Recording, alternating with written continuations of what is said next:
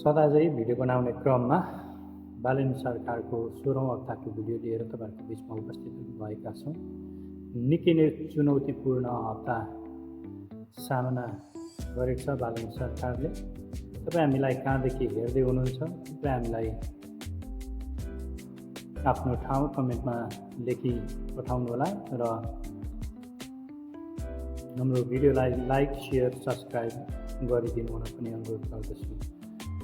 बालेन शाहको 16औं हप्ता आउनुहोस् हामी यो हप्ता बालेन सरकारले के कस्ता कामहरू गरे र कस्तो विषयले चर्चा पायो, कस्ता निर्णयहरू भए भनेर हामी आजको भिडियोमा चर्चा गर्नेछौँ। बालेन शाह गणेश नेपाली लगायत 3 जना व्यक्तिले शरीरमा पेट्रोल खनाई आगो लगाएर आत्महत्या गरेका छन्। सञ्चारगृहको गेटमा अव्यवस्थित पार्किङको विषय निकै चर्चामा रहेको छ।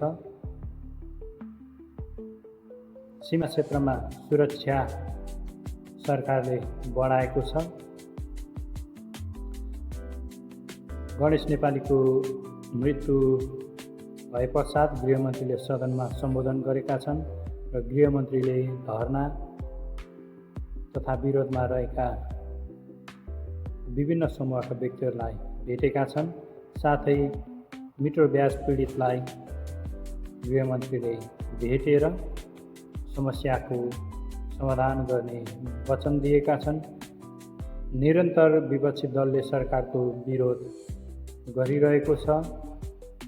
यसै हप्ता करारका कर्मचारीलाई हटाउने विषय सार्वजनिक भएसँगै अर्थ मन्त्रालय अगाडि करारका कर्मचारीले विरोध गरे। साथै सरकार र करारका कर्मचारी बीच सहमति भयो र करारका कर्मचारीलाई व्यवस्थापन गर्ने सरकारको तयारी रहेको छ। यसै हप्ता प्रदेशमा एमाले कांग्रेसको गठबन्धन टुटेको छ र सरकार फेरबदल हुने चर्चा सार्वजनिक भएको छ। किसानले मल नपाएको तथा किसानले आफूले उत्पादन गरेको तरकारी टमाटरको उचित मूल्य नपाएको भन्दै सडकमा फालेर विरोध गरेका छन्।